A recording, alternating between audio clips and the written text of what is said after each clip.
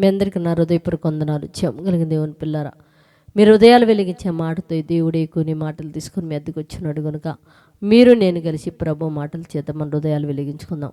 రాత్రి కాలం నుంచి మిమ్మల్ని, మీ కుటుంబాన్ని, మమ్మల్ని, సంఘాన్ని, భూమి మీదన బిడ్డలందరినీ జ్ఞాపకం చేసుకుని ఊపిరిని జీవాన్ని ఇచ్చిన దేవునికి ప్రభువని యేసునామములో శిరస్సు వంచి వందనాలు తెలియచేసుకుంటూ ఈరోజు ఏ మాటలు చేతైతే దేవుడు మన హృదయాలు వెలిగించాలనుకున్నాడో ఒకసారి మనం చూడగలిగితే కీర్తన గ్రంథం 34వ అధ్యాయము 18వ వచనంలో రాయబడిన దేవుని పిల్లరా, ఇరిగిన హృదయం కలిగిన వారికి యెహోవా ఆశ్రయుడంట. అంటే ఇరిగిన నిజంగా హృదయం ఎవరికైతే ఉంటుందో అట్టి వారికి యెహోవానే వారిలో దేవుని పిల్లరా ప్రవేశిస్తాడు. యెహోవానే వారికి దగ్గరగా ఉంటారు. ఇరిగిన హృదయము విరిగితే దేవుని పిల్లరా, కాలు ఎవరికైనా ఇరిగిందనుకో వాళ్ళు నడవలేని స్థితిలో ఉంటారు దేవుని పిల్లరా.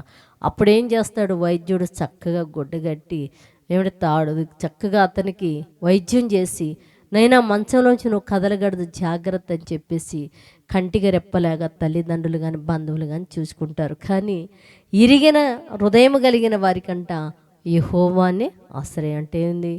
ఆయన అన్ని విషయాలు దగ్గర ఉండి జాగ్రత్తగా చూసుకుంటాడు. అంటే ఎందుకు ఇరికి హృదయము విరిగింది అని మనం చూడగలిగితే దేవుని పిల్లారా, లోకంలో ఉన్న పరిస్థితులను బట్టి వాళ్ళ హృదయం విరిగిపోయి యెహోవా నిజంగా ఆ హృదయం చూసినప్పుడంట ఆయనే ఆ హృదయాన్ని బాగు చేయగలిగిన వాడు, కట్టగలిగిన వాడు, సరి చేయగలిగిన వాడు దేవుని పిల్లరా. కనుక లోకములో ఎంతమంది అయితే ఇరిగిన హృదయం కలిగిన వారై బాధపడుతున్నారో అట్టి వారందరికీ కూడా యెహోవా ఆశ్రయుడిగా ఉండి ఇదిగో వారి మరి హృదయాన్ని కట్టి బాగు చేసేవాడిగా మారినట్లు ప్రార్థన చేద్దాం.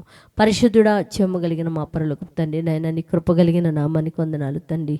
ఇరిగిన హృదయం కలిగిన వారికి నువ్వే ఆశ్రయమై ఉంటున్నావు తండ్రి. ఎంతోమంది నీ పిల్లలు తండ్రి ఇరిగిన హృదయం కలిగిన వారే దేవుడు ఎక్కడున్నాడు, మాకు సహాయం చేసేవారు ఎక్కడున్నారని దూరంగా జరిగిపోయి తండ్రి బాధపడుతున్నారు. అట్టి బిడ్డలను సమీపించి తండ్రి వారి హృదయాన్ని నా తండ్రి బాగు చేసిన తండ్రి వారికి ఒక నమ్మకం, విశ్వాసము కలుగు చేసి మీరు మహిమ పొందమని మా రక్షకుడు నీ కుమారుడైన యేసయ్య పరిశుద్ధ నామములో ప్రార్థన అడుగుతున్నాం తండ్రి. ఆమేన్. మీ అందరికీ నా హృదయపూర్వక వందనములు, ధన్యవాదాలు.